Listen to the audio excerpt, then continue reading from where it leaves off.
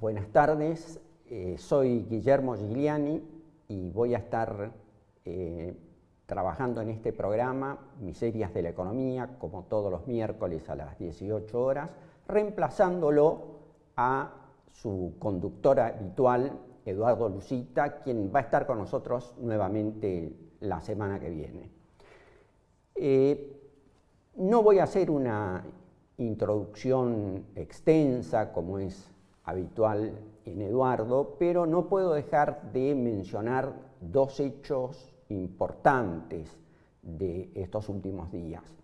En primer lugar, la derrota obrero y popular sufrida en Brasil en las elecciones del domingo pasado, en las cuales se impuso un candidato ultraderechista, apoyado por el ejército, y que ha defendido una plataforma decididamente contraria a los intereses de la clase obrera, del pueblo y del propio Brasil. Bolsonaro se impuso en primera vuelta al candidato del PT, Haddad, y esa victoria es una victoria que se vincula ineludiblemente con el golpe institucional de Temer contra la presidenta Dilma Rousseff en el año 2016 y representa el avance de los sectores más conservadores y más reaccionarios de ese país. Por supuesto, la tarea del momento en Brasil es tratar de aglutinar a todos los sectores democráticos, progresistas, verdaderamente antiimperialistas, para cerrarle el paso en el balotaje al candidato de la reacción. Las cifras arrojan un margen de ventaja muy grande en favor de Bolsonaro. Es probable que Bolsonaro tenga grandes chances y por supuesto que ahí se abre una cantidad de preguntas para nuestro hermano país. ¿Hasta dónde podrá llegar la reacción? ¿Cuál será la actitud de la clase obrera y el pueblo brasileño en defensa de sus intereses y de sus derechos? Y la segunda cuestión que me parece que uno debe mencionar son las recientes declaraciones del Papa Francisco contra el derecho del aborto legal y gratuito, que se suceden a pocas semanas del gran movimiento de la mujer en la Argentina en defensa de esa reivindicación. Lo que sorprende es la oportunidad en que se pronuncia el Papa y la violencia de sus palabras contra un derecho legítimo de la mujer en todos los países del mundo. En el programa de hoy vamos a tener como invitado a Leandro Morgenfeld, que es doctor en Historia, investigador del CONICET, profesor de la UBA, que acaba de publicar un libro que se llama Bienvenido Mr. President, de Roosevelt a Trump, las visitas de presidentes estadounidenses en la Argentina, y que por supuesto anticipa la visita del actual presidente norteamericano Donald Trump a la Argentina para la reunión del G20 y que arranca hace una historia de las anteriores visitas de presidentes de Estados Unidos a la Argentina. Buenas tardes, Leandro. La primera pregunta es El presidente Macri, en condiciones muy difíciles, tanto políticas, económicas, como también institucionales, espera la visita de Trump. ¿Qué puede esperar Macri de Trump en la Argentina? Y a su vez, ¿qué se propone Trump específicamente en esta reunión del G20? Bueno, ¿qué tal? Buenas tardes, Guillermo.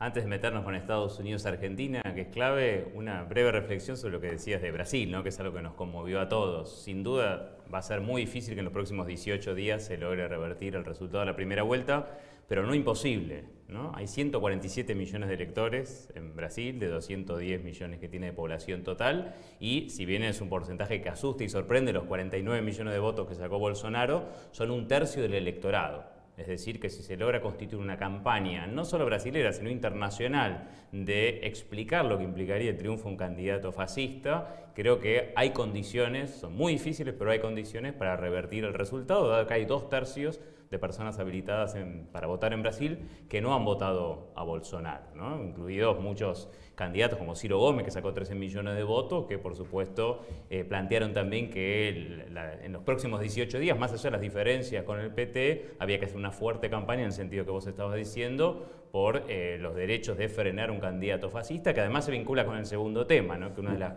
de las bases de su apoyo, además del agronegocio, además de las Fuerzas Armadas, de seguridad, además del sector financiero, son también las iglesias evangélicas, y es tratar de bloquear cualquier posibilidad de avanzar en derechos, por ejemplo, de las mujeres, por ejemplo, de las minorías sexuales, y por ejemplo, acceder al derecho al aborto legal gratuito, que se está peleando no solo en la Argentina, sino en todo el mundo. El Ni Una Menos tuvo manifestaciones en Brasil también muy importantes. O sea, que hay una agenda regresiva no solo desde el punto de vista económico, porque su candidato a ministro de Hacienda es Paulo Guedes, un ultra neoliberal, sino que muy regresivo desde el punto de vista de las conquistas populares obtenidas, algunas de ellas, o por obtener en los próximos años. Así que hay que prestarle mucha atención, porque Brasil es un país que puede inclinar o que va a inclinar la balanza en América Latina en un sentido y en otro. Y cuando pensamos las posibilidades de que las amenazas que significaba un presidente como Trump para América Latina, ¿sí? Hace un año y medio o desde el 2016 que ganó Trump para muchos en forma sorpresiva, y que estamos analizando cuáles son las consecuencias a nivel global, ¿sí? Pero también a nivel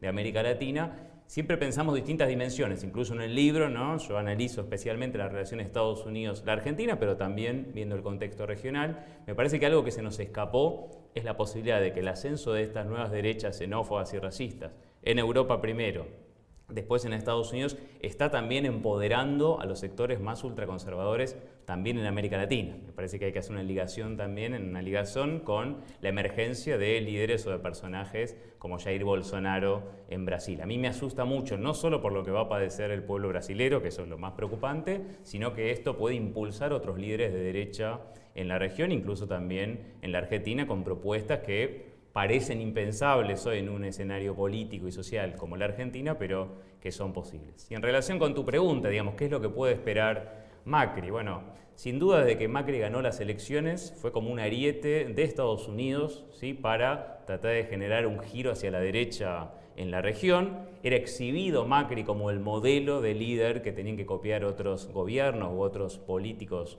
en América Latina, y mostrar a la Argentina como el modelo para dejar atrás lo que ellos llaman los 10 o 15 años de populismo en América Latina, más allá de que es un concepto que no me gusta para nada, con una carga sesgada, ideológica, y que debemos abandonar porque engloba procesos muy distintos.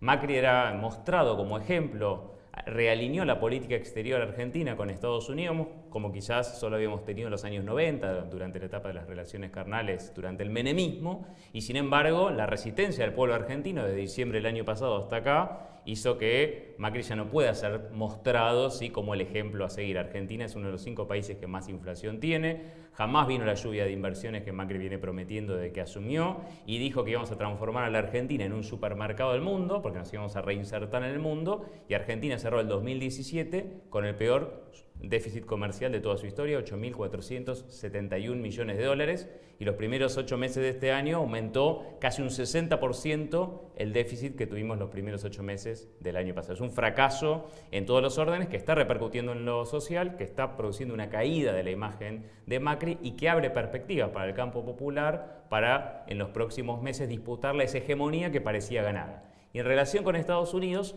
planteó Macri la cumbre de presidentes del G20 en nuestro país. Es la primera vez que se va a hacer, el 30 de noviembre y el 1 de diciembre, esta cumbre en América del Sur. Y dijo, va a ser la frutilla del postre para exhibir una gran vidriera internacional para mostrar cómo Argentina exitosamente se reinsertó en el mundo, ¿no? Que es el eslogan de Macri desde que asumió. Macri leyó muy mal el contexto internacional, no imaginó el Brexit, ¿sí? Que se produjo meses después de que él llegó al poder, no imaginó el ascenso de Trump y no imagina un mundo que está en el medio de una tremenda disputa geopolítica por cómo se va a procesar la transición hegemónica de Estados Unidos hacia China, o un mundo con varios polos en disputa, esta guerra comercial que estamos viendo ahora, un G20 que está virtualmente fracturado y que va a llegar además en una fecha muy particular. Noviembre y diciembre son meses calientes siempre en la Argentina, y va a llegar a ser una cumbre en la Argentina muy conflictiva en un momento político y social de la Argentina muy conflictivo. Por eso no solo se va a hacer la cumbre oficial, sino que también va a haber una contracumbre importante. Sí, en un momento conflictivo y en un momento de verdadera crisis, de la cual el gobierno argentino tiene dos tablas salvadoras, una el FMI y otra el gobierno de Estados Unidos, ¿no?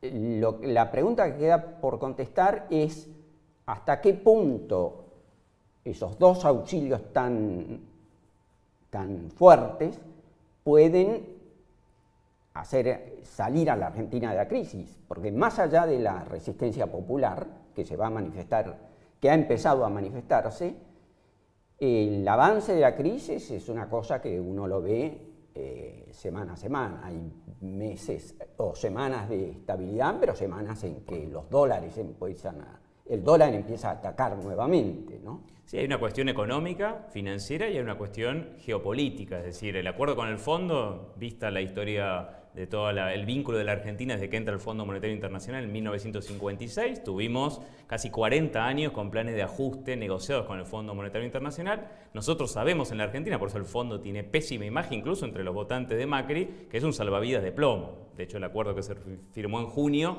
3 meses después, ya se incumplió y se renegoció, y ni siquiera todavía aprobó el fondo este nuevo, digamos, desembolso con un ajuste social y fiscal tremendo, que no sé cómo el gobierno va a encontrar condiciones políticas para implementarlo. Pero la otra cuestión es, ¿por qué Estados Unidos decide rescatar a la Argentina? Bueno, yo creo que tienen que sostener al gobierno de Macri, o hasta ahora, con contradicciones internas, pero han decidido sostener al gobierno de Macri, darle el aval para que el fondo, digamos, amplíe o anticipe desembolsos, porque quieren evitar que un fracaso del gobierno de Macri pueda transformarse, digamos, en una reofensiva de los sectores que no están alineados con Estados Unidos y que plantean, de distintas maneras, pero críticas a esta ofensiva neoliberal del capital contra el trabajo. De ganar, Bolsonaro sería un nuevo actor en esta relación, ¿verdad?, entre Macri y Trump. Sería un nuevo actor, sería una persona que también realinearía su política exterior. Ha dicho muy poco sobre la política exterior, pero ha dicho algunas barbaridades. Por ejemplo, que la ONU no servía para nada porque era una organización comunista. Dijo que iba a trasladar la embajada de Brasil en Israel a Jerusalén, o sea, cosas muy temerarias. Y la otra es la explosión del Mercosur. Si el Mercosur ha atravesado desde que se creó hace un cuarto de siglo por distintas etapas, acá es directamente cada país, aparentemente, va a salir a negociar con quien sea, y vuelven ahora los tratados de libre comercio, lo cual es muy preocupante. Nosotros que vivimos toda una experiencia, ¿no?, de decirle no al ALCA en todo el continente. Recuerden cuando fue la cuarta visita de un presidente, la quinta visita de un presidente norteamericano, la de Bush hijo, ¿no?, en el 2005, en la Cumbre de las Américas de Mar del Plata. Fue un hito de movilización muy importante que permitió decirle no al ALCA y fuera Bush de América Latina, que se construyó una oposición por abajo entre los sindicatos, organizaciones campesinas, organismos de derechos humanos, organizaciones ambientalistas, ¿sí?, una gran construcción, consultas populares y la gran movilización que se hizo en las calles de Mar del Plata, además de la contracumbre de los pueblos, para decirle este proyecto de dominación estratégica es contrario a nuestros pueblos. Bueno, era el gobierno de Macri y sus aliados están arremetiendo con la estrategia de firmar acuerdos de libre comercio. Macri está desesperado, ¿sí?, por tratar de cerrar el acuerdo de libre comercio entre el Mercosur y la Unión Europea, que es casi tan regresivo como el acuerdo del ALCA que rechazamos hace 13 años. Es más, a raíz del encuentro que va a haber entre mandatarios el 30 de noviembre y el 1 de diciembre, se está trabajando para que Trump, el primer ministro canadiense, y Peña Nieto en su último día de presidencia, porque fue aplastado en las elecciones por Manuel López Obrador, firmen en Buenos Aires el 29 de noviembre o el 30 de noviembre, antes que empiece la cumbre, el nuevo NAFTA, el Tratado de Libre Comercio de América del Norte, que Trump prometió renegociarlo y que hace pocos días logró un acuerdo exitoso desde el punto de vista de sus intereses con Canadá y con México. Lo quieren firmar en Buenos Aires. Es decir, el NAFTA, que para los pueblos de América Latina fue un ejemplo de todo lo malo que iba a traer ese tipo de acuerdo de libre comercio y que después Estados Unidos trató de extender en el proyecto del ALCA. Esta reedición muy regresiva para todos los pueblos, incluido el norteamericano, se va a firmar o se quiere firmar en Buenos Aires en la cumbre del G20. Por eso esta contracumbre que se está organizando es muy importante también. Leandro, antes del corte dejo una pregunta. ¿Qué otros problemas puede saldar Trump en la cumbre del G20 con fundamentalmente sus pares de la Unión Europea? Vamos a un corte.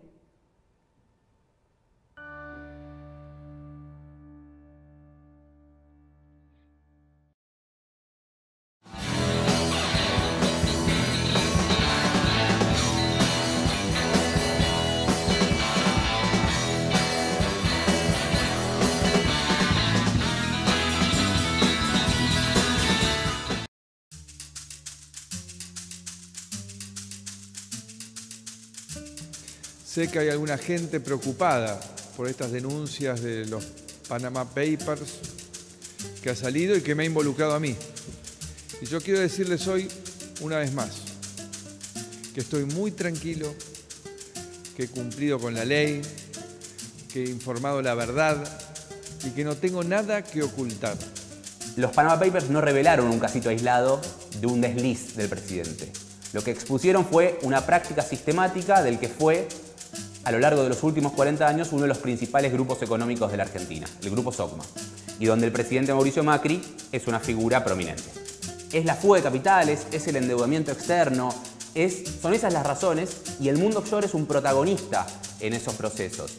Y eso es de lo que hablamos. Hablamos de disminuir la capacidad de intervención y actuación del Estado en la economía y de la inestabilidad económica que perjudicó cualquier proceso de desarrollo y que hace que hoy haya desigualdad en la distribución del ingreso, pobreza, precariedad laboral y desempleo.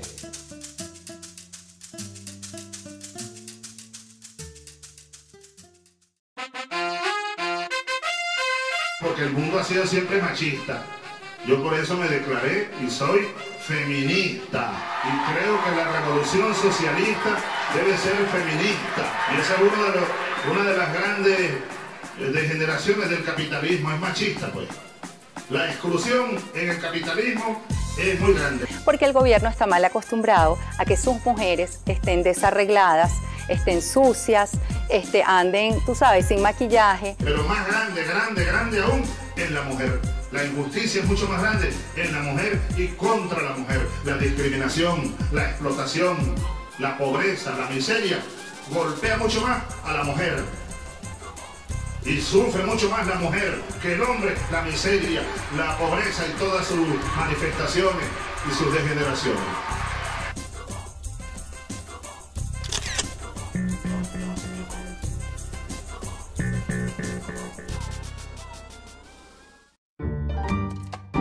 El conflicto surge a raíz de que en enero del 2016, diciembre, no nos pagaron, digamos, los salarios y ya se venía, digamos, como que la intención que tenía la patronal de hacer un desgaste con la gente y que nos vayamos y bueno. Y era salir a buscar otra cosa en la situación que estaba en el país también o quedar a bancar acá en la fábrica. Decidí, bueno, quedarme y acá estoy, y qué sé yo. Si hay un problema con un compañero, vamos todos para ahí y tratamos de solucionarlo entre todos. Creo que en eso básicamente hubo un cambio. No hay otra salida, o buscás otro trabajo o das la lucha y bueno, nosotros dimos la lucha.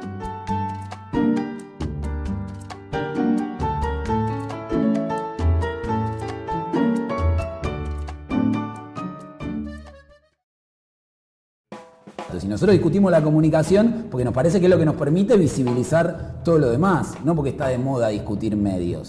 ¿Desde qué lugar lo discutimos? Bueno, desde nuestros barrios. Nosotros no hacemos una revista villera porque se nos ocurrió a alguno de nosotros o porque nuestra orga es una masa. Hacemos una revista villera porque Rodolfo Walsh puso el cuerpo para hacer un semanario y lo recagaron a tiro por eso, y porque un montón de ilustradores, escritores, fotógrafos de las villas fueron condenados, a pesar de su talento, a pesar de su compromiso, al anonimato más absoluto. Entonces, esta lucha no empezó con nosotros, tampoco con nosotros va a terminar, y nuestro compromiso es de lealtad a la cultura que representamos. Cuando nosotros reivindicamos a la cultura villera, no estamos reivindicando la precariedad, no estamos reivindicando que haya un barrio que no tiene cloaca, que no tiene servicios básicos, que no tiene ambulancia. Lo que estamos reivindicando es una serie de hábitos y costumbres que construyeron los barrios, que se volvieron barrios con sus propias manos, donde el Estado se borró, donde había una quema o donde había un núcleo habitacional transitorio que se quedó para siempre, y que son para nosotros sanadores de muchos de los malos hábitos que construye un modelo basado en el individualismo y en el dinero. En nuestro barrio es costumbre compartir.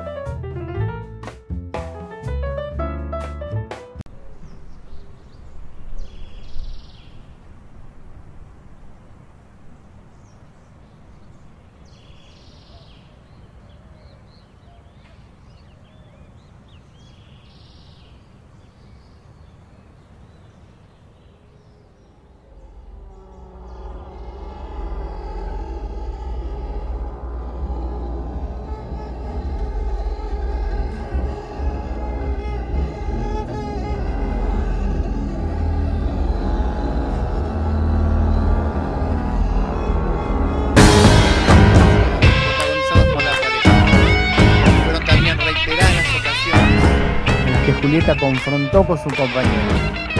Estamos lamentablemente ante otro caso de crimen pasional.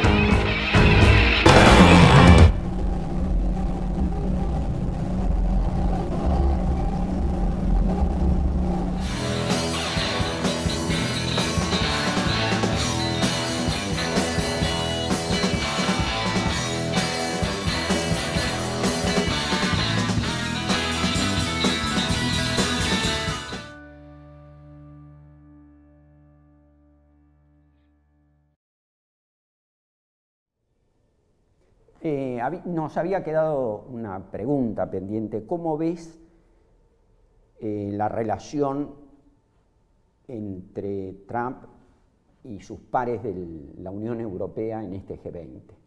Bueno, Trump denosta todos los espacios multilaterales, ¿no? Habló pestes y habla pestes de la ONU. De hecho, acaba ayer de caer la embajadora de Estados Unidos ante la ONU y se está especulando quién la va a reemplazar. Retiró a Estados Unidos del Consejo de Derechos Humanos de la ONU, de la UNESCO el año pasado. Atacó otros organismos multilaterales como la OTAN, ¿no? Como el G7. El año pasado la cumbre del G20 en Hamburgo, que fue la última. Se habló de la cumbre del 19 contra 1, ¿no? Los otros 19 países contra Trump. La última cumbre del G7 que se hizo en junio en Canadá, ¿no? También hubo una tensión muy fuerte de Estados Unidos con sus aliados históricos, y todo augura que esta cumbre va a ser muy conflictiva porque hace 6 meses, desde abril, que Estados Unidos lanzó una suerte de guerra comercial contra China que va incrementándose semana a semana y que es una escalada que no sabemos hasta dónde va a llegar. O sea que vamos a tener una cumbre del G20 conflictiva. El gobierno argentino está tratando de hacer reducción de daños, ¿no? Tratar de que no sea la última cumbre del G20, que Trump no voltee la mesa, y tratando de que salgan declaraciones lo más agudas posible para evitar que en la cumbre se expongan esas diferencias que hay en el sistema multilateral, ¿no? Trump hasta ahora tiene una estrategia de negociación, incluso con sus aliados, en sus términos bastante exitosa, ¿no? Porque permanentemente va amenazando si no se llega a acuerdos comerciales en mejores condiciones para Estados Unidos. Lo mismo en el tema militar, ¿no? Si los países de Europa no suben su gasto militar, Estados Unidos no está dispuesto a seguir siendo el gendarme planetario si no socializa con parte de los costos con los socios subordinados de esa tríada que en la posguerra fría Europa y Japón vienen conduciendo. Así que me parece que vamos a tener una cumbre muy conflictiva. Bueno, más trabajo entonces para Macri como anfitrión. Me quedó en el tintero señalar que Leandro está presentando también como coeditor otro trabajo en librerías en Buenos Aires este mes, que es una edición de siglo XXI y Claxo, llamada Estados Unidos contra el mundo. Contra el mundo, Trump y la nueva geopolítica. Y los coautores son Cassandra Castorena, Marco Gandasegui y Leandro. Somos en realidad un grupo de 15, que es un grupo de Claxo, nosotros somos los 13 editores, y es un libro que se puede descargar gratuitamente. Si entran al sitio de Claxo, el Consejo Latinoamericano de Ciencias Sociales, pueden descargar la edición digital en forma gratuita y ya está disponible online. Somos 15 investigadores de América Latina que pensamos el primer año y medio del gobierno de Trump y qué implicancias tiene para América Latina. Enhorabuena, entonces. Todas las semanas tenemos columnas económicas o políticas. Esta semana nos toca la columna política y está con nosotros Daniel Campione, historiador, integrante de la FICIP, profesor de la UBA, a quien vamos a hacer preguntas sobre la situación de Argentina hoy, de Macri hoy, de la crisis o de la tormenta hoy. Sí, la tormenta que ha pasado a ser crisis y que en términos políticos, entre los señalamientos que se pueden hacer, es que la propia autoridad presidencial de Macri queda muy subalternizada, muy desdibujada, muy diluida, incluso, más que incluso, muy especialmente en términos simbólicos, ¿no? Hay una cierta obscenidad de la abdicación del manejo efectivo de los negocios públicos por parte de Macri. Tanto es así que, como es conocido, esto ha sido objeto del sarcasmo en su peculiar estilo de Carlos Melconian, un hombre que conocido de su filiación ideológica, pero ha hablado de que los ministros toman mate y a las 5 de la tarde le mandan una planilla al FMI, más allá de la indudable simplificación, pero por un lado está la pretensión o la continuidad de la pretensión de presentar al gobierno como la superación de 70 años de decadencia, como un impulso refundacional, que esta crisis va a ser en todo caso la última crisis. Con un equipo técnico muy bueno, además. Además, ya no se habla del mejor equipo de los últimos 50 años, obviamente, pero sigue esa presentación, quizá porque no hay otro discurso para articular. Se ha señalado, a mi juicio con acierto, que Macri por momentos le habla exclusivamente a los mercados. Alguien ha dicho, el presidente, y también del campo, en términos generales afín al gobierno, ha dicho, el presidente suele hablar últimamente como un secretario de Hacienda, o sea que no le da ni siquiera el piñé de ministro, porque hay un continuo deslizamiento al discurso de un ajuste puro y duro, donde lo que queda en todo caso es una expectativa a mediano plazo de que la situación se va a superar y después resta todo ese descargar en la herencia los males actuales y hay una pretensión que no se ve solo en Macri, hablando de lo internacional, pero tenemos la manifestación acá, de presentar una despolitización de ciertos temas, como por ejemplo la corrupción. La corrupción no tiene ideología, la corrupción no tiene vinculación con el gran capital, la corrupción es un vicio de la clase política, término aberrante en su misma enunciación. Y entonces, bueno, el gran mérito que le queda al gobierno, pese a la terrible tormenta, es ser un elenco de rescate de la honestidad y del espíritu republicano por medio de, la promoción o la elevación a categoría histórica de este show mediático que tiene hoy en la causa de los cuadernos su versión más chispeante, digamos, pero que se alimenta todos los días con nuevas noticias y nuevos arrepentidos y nuevos procesamientos, pero me parece que hasta eso mismo corre el riesgo de perder algo de crédito, algo de eficacia, por la contraposición entre una realidad cada vez más acuciante y este discurso hacia atrás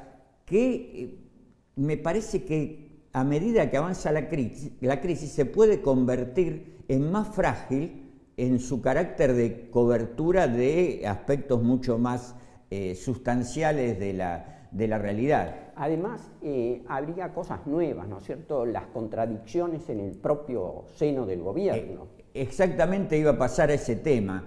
Las internas del gobierno se han convertido en, no ya en ninguna comidilla, sino en asunto público dirimido en el ágora pública y de la manera más espectacular posible.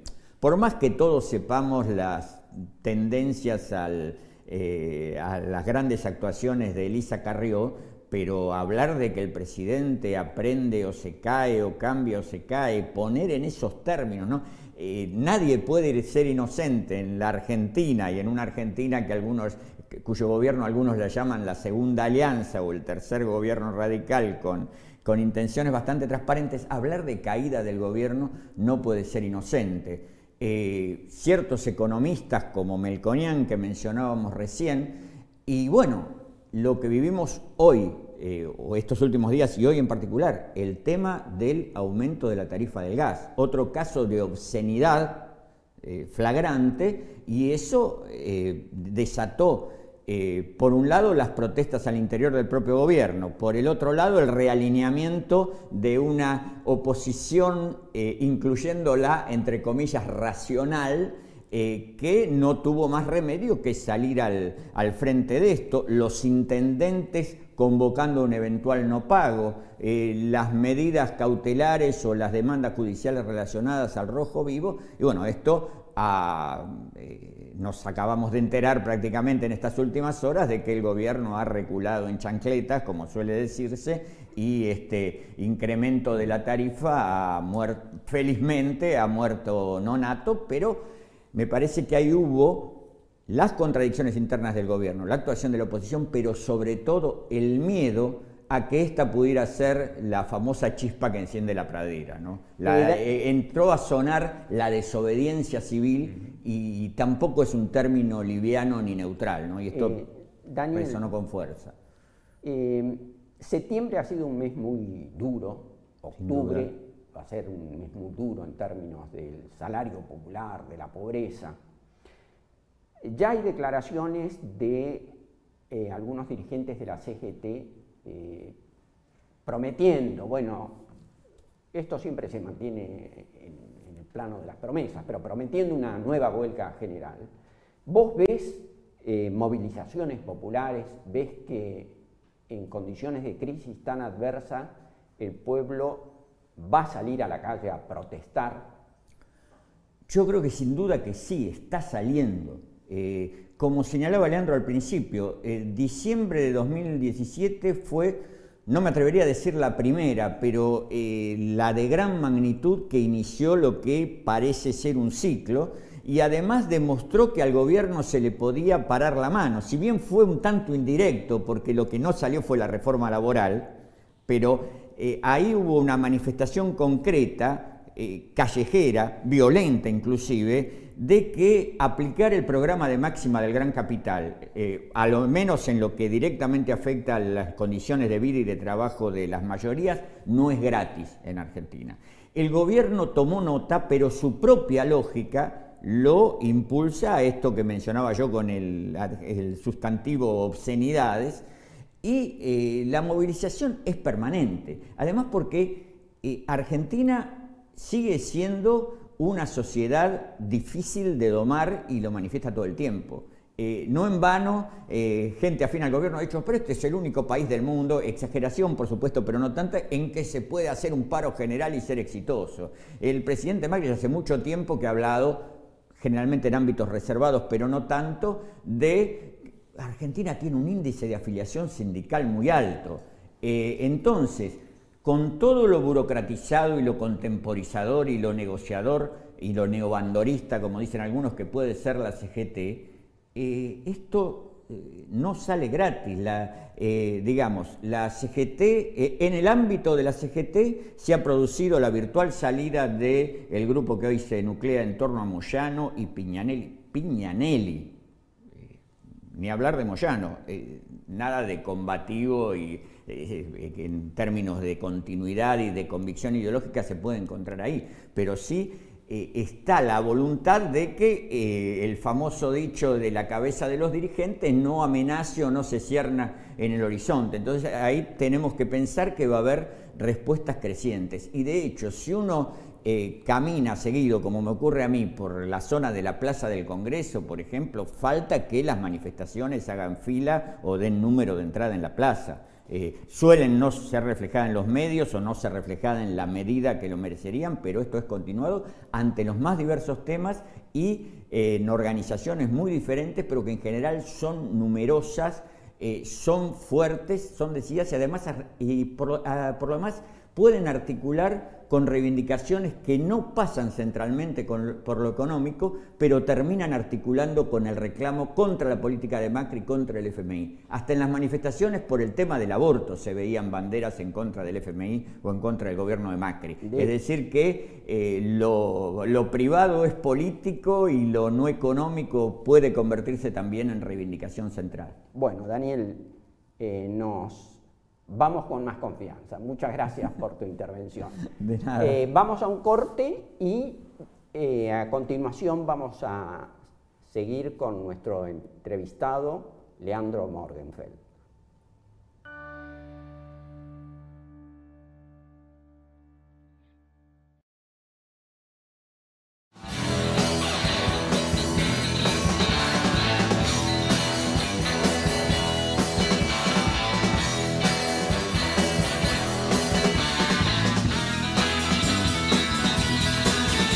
Al mundo lo mueven el dinero y el amor, pero no el amor romántico ni el amor fraternal. Nuestro sistema económico se sostiene gracias a la red de cuidado y tareas domésticas que realizan día a día millones de mujeres. Las mujeres ingresaron masivamente al mercado laboral en las últimas 5 décadas. Sin embargo, en Argentina, las horas que las mujeres dedican a las tareas del hogar y de cuidado de menores y ancianos no disminuyeron. Esto implica una doble jornada laboral para la mayoría de las mujeres trabajadoras y, por lo tanto, menos horas para descansar, estudiar o disfrutar del tiempo libre. Quienes cuentan con mayores recursos tienen la posibilidad de contratar a alguien para las tareas domésticas y de cuidado.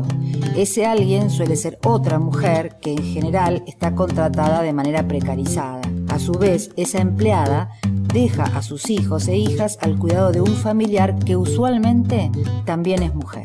Al no poder conciliar con su vida personal, muchas mujeres tienen que abandonar el mercado laboral o tener trabajos en peores condiciones sin posibilidad de desarrollarse profesionalmente. Cuantos más hijos tenga un varón, mayor es su tasa de actividad. En la mujer es a la inversa. Entonces, ¿cómo podemos reorganizar las redes de trabajo doméstico y de cuidado? Para que sea más igualitario se necesitan políticas públicas que ofrezcan sistemas de cuidados gratuitos, la existencia de jardines materno-paternales en lugares de trabajo y la extensión e igualación de licencias para hombres y mujeres. Además, ¿por qué asumimos que las mujeres son mejores para limpiar, planchar la ropa o cambiar pañales? Es necesario redistribuir las tareas domésticas y de cuidado no remunerado entre todos los miembros del hogar para mejorar el desarrollo y bienestar de todos y todas. No son tareas de mujeres ni tampoco son muestras de amor. Eso que llaman amor es trabajo no pago.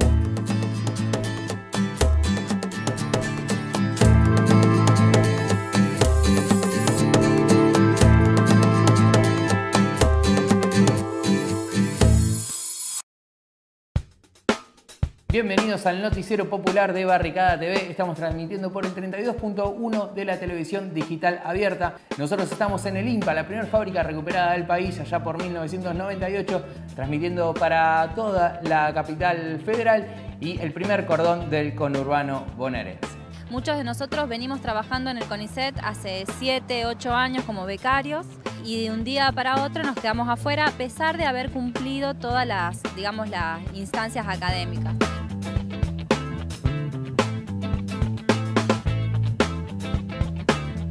No solamente de mostrar la historia de INPA, sino también atravesarla con todo lo que vivió nuestra patria, las etapas difíciles, la mayoría, pero también las etapas donde el país crecía y INPA fue un baluarte en el crecimiento de la industria nacional.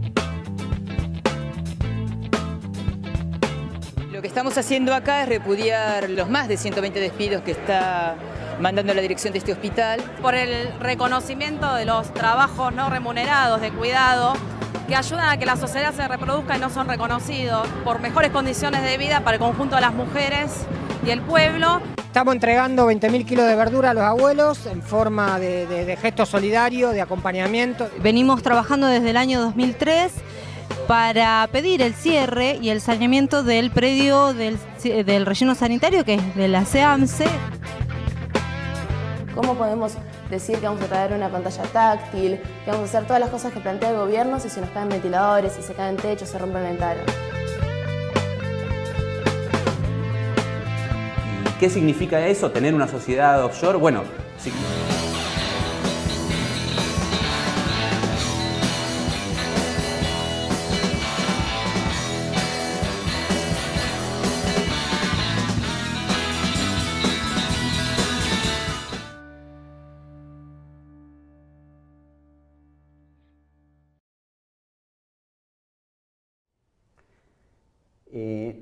Regresamos entonces a Miserias de la Economía con nuestro entrevistado Leandro Morgenfeld. Leandro, Donald Trump viene a Buenos Aires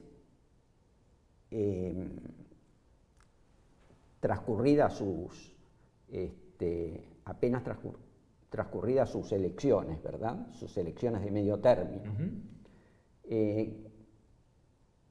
¿Cómo está el Partido Republicano y cómo está concretamente la administración Trump hoy en Estados Unidos para ese evento? Bueno, tenemos en 4 semanas una fecha clave que es el 6 de noviembre, que son las elecciones de medio término, ¿no? Se renuevan muchas gobernaciones, pero se renueva completa la Cámara de Representantes, que sería como nuestra Cámara de Diputados, y un porcentaje de la Cámara de Senadores. Hay una expectativa de la oposición al trumpismo de que el Partido Demócrata pueda recuperar la mayoría en la Cámara de Representantes, ¿sí? En la Cámara de Senadores, por la renovación, que es más desfavorable para los demócratas, si bien hay una mayoría muy exigua del Partido Republicano, es más improbable que esto ocurra, ¿no? Trump jugó a fondo en las primarias, es decir, los distintos candidatos dentro del Partido Republicano que desafiaban a Trump, que los hay mucho, no les fue bien, es decir, Trump logró ratificar en las elecciones primarias que, a pesar de que genera mucha oposición en Estados Unidos, ni hablar en el resto del mundo, pero conserva el apoyo de esa base, digamos, ultraconservadora, que es la que le permitió ganar, aún con 3 millones de votos menos que Hillary Clinton, hace menos de 2 años. Y por el lado demócrata se dieron también unas primarias muy interesantes porque contra las figuras del establishment del partido han emergido una cantidad de candidatos jóvenes, de minorías y con un discurso o unas propuestas mucho más cercanas al ala de izquierda del partido, lo que fue la revolución de Bernie Sanders, ¿no? Que pese a no contar con nada del apoyo del establishment del Partido Demócrata, hace 2 años casi le roba la candidatura, la precandidatura a Hillary Clinton. De hecho, el propio Bernie Sanders es uno de los que va a ir para renovar su banca en la Cámara de Senadores el 6 de noviembre. Así que hay que prestar mucha atención porque o Trump sale revalidado y de ahí va a plantear explícitamente un proyecto reeleccionista hacia el 2020, o sale golpeado, incluso si pierde la mayoría en la Cámara de Representantes.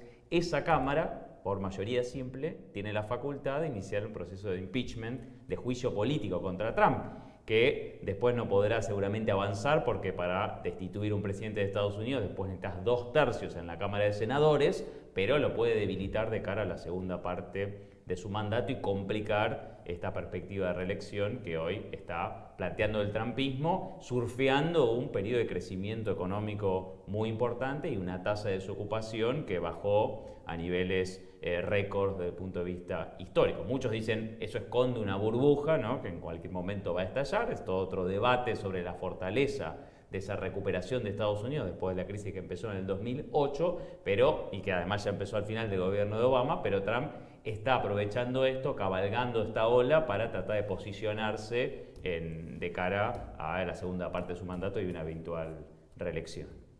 O sea que tenemos que estar mirando mucho a Estados Unidos cuando pase el balotaje el 28 de octubre en Brasil. 9 días después, el 6 de noviembre, vamos a tener esas elecciones clave en Estados Unidos que van a definir el futuro de Estados Unidos y, como siempre sabemos, del resto del mundo, ¿no? Es el gobierno de un país, pero que un poco nos gobierna a todos. ¿Y cómo ves vos las perspectivas de la guerra comercial con China? ¿Hasta dónde va a llegar? Bueno, muchos decían que tendrán que retroceder en algún momento. Bueno, en Estados Unidos está la clase dominante fraccionada, ¿no? Trump está representando a unos sectores, ¿no?, que son los sectores continentalistas o americanistas, ¿sí?, los sectores mercado-internistas, en alianza con muchos otros sectores, con el complejo militar industrial y petrolero, pero básicamente con mayor autonomía en relación con los capitales más transnacionalizados. Si bien esto con matices, ¿no?, porque como secretario del Tesoro puso un ex Goldman Sachs, ¿no?, esto tiene matices, nunca estas alianzas son puras, pero está expresando una oposición al sector que llevó a Hillary Clinton como candidato, que gobernó en los últimos 20, 30 años en Estados Unidos. Una de las promesas de campaña es que iba a hacer grande de nuevo a Estados Unidos y que iba a lanzar una guerra comercial contra China. En el primer año de su mandato esto no pareció que iba a ser así, de hecho tuvo una buena relación con Xi Jinping y mostró que se iba a entender con China, y mucha dificultad para poder aproximarse a Putin, es decir, a Rusia, que era parte de su estrategia, es decir, provocar una separación entre Rusia y China, acercarse a Rusia para confrontar con China, que es lo que él dijo que iba a hacer, pero en este segundo año de gobierno estamos viendo que sí está, por lo menos empezando a cumplir esa estrategia global, es decir, el enemigo estratégico de Estados Unidos hoy es China. El acercamiento que vimos este año, incluso con el encuentro entre Putin y Trump, el segundo se va a hacer en Buenos Aires en la cumbre del G20, posiblemente, ¿sí?, tiene que ver con hacer algo como lo que hizo Estados Unidos en los años 70 con Kissinger, pero al revés. En este caso sería aproximarse con Rusia para confrontar con el enemigo estratégico que le puede disputar la hegemonía de Estados Unidos, que es China. La gran pregunta es esta que vos me estás haciendo, que no tengo una respuesta acabada, que es hasta dónde va a llegar esa guerra comercial. Lo cierto es que desde que empezó en abril hasta ahora ya está involucrando por lo menos a la mitad de las importaciones que hace Estados Unidos de China, que son de más de 500.000 millones de dólares por año. Estados Unidos tiene un enorme déficit comercial con China, pero lo que hay que decir para despejar un poco escenarios apocalípticos que muchos comparan con la situación de los años 30, es decir, de guerra comercial que después puede llevar a un enfrentamiento militar de tipo clásico, como tuvimos en las dos guerras mundiales, es que hoy las dos economías, la china y la norteamericana, están mucho más imbricadas que lo que estaban las economías, digamos, del periodo clásico del imperialismo. No es solo una cuestión comercial. Buena parte de ese déficit de Estados Unidos son empresas norteamericanas que están radicadas en China y que exportan desde ahí por la baratura de su mano de obra. Y lo mismo ocurre en el sentido inverso.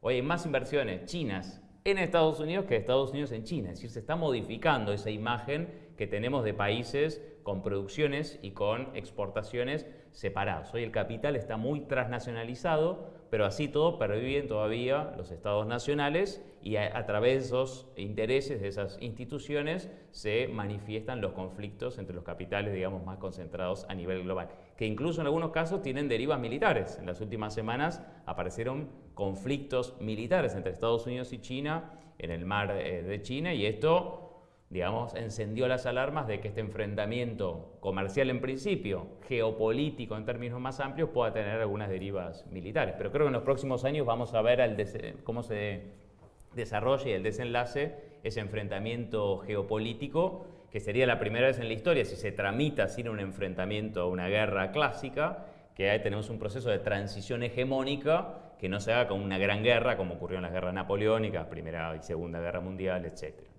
Leandro, estamos cerrando, pero dediquemos estos últimos minutos del programa a charlar sobre la Argentina y el G20.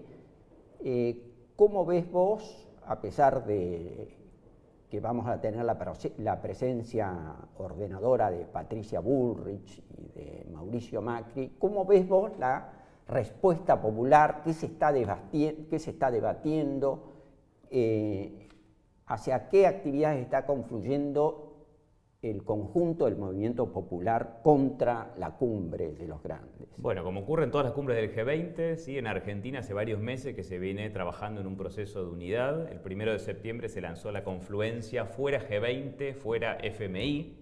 Entendemos nosotros que es más fácil para el pueblo argentino entender, ¿sí?, que en este organismo multilateral, que no es democrático, que no están todos los países que integran el sistema internacional y que en realidad es la lavada de cara de las grandes potencias del G7, que hace 10 años tuvieron que ampliar estas cumbres presidenciales del G20 un poco para legitimarse más y para incorporar a otros actores que no participaron en el G7, pero este tipo de encuentros discuten los intereses de las grandes corporaciones y no las agendas de los pueblos.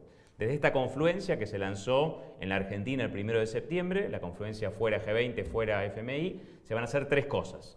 Primero, la Semana de Acción Global contra el G20 y el Fondo Monetario Internacional, que va del 25 de noviembre hasta el 1 de diciembre y va a incluir una multiplicidad de acciones en la Argentina, que es la sede, y en otros países del mundo.